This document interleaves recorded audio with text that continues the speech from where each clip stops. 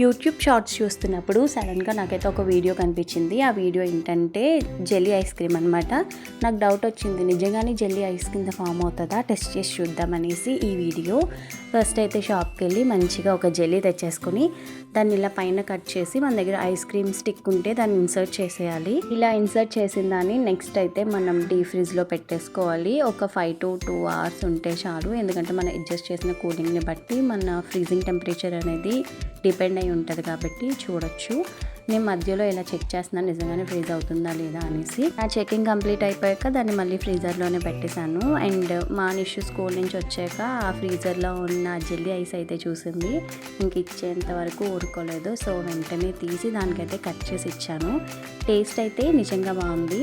Jelly ice అనేది cost friendly అని చెప్పొచ్చు. మనం 5 రూపీస్ 2 రూపీస్కే తినొచ్చు. మీరు కూడా ట్రై చేసి బాగుంటే కమెంట్ చేయండి. ఈ వీడియో నచ్చితే ప్లీజ్ సబ్స్క్రైబ్.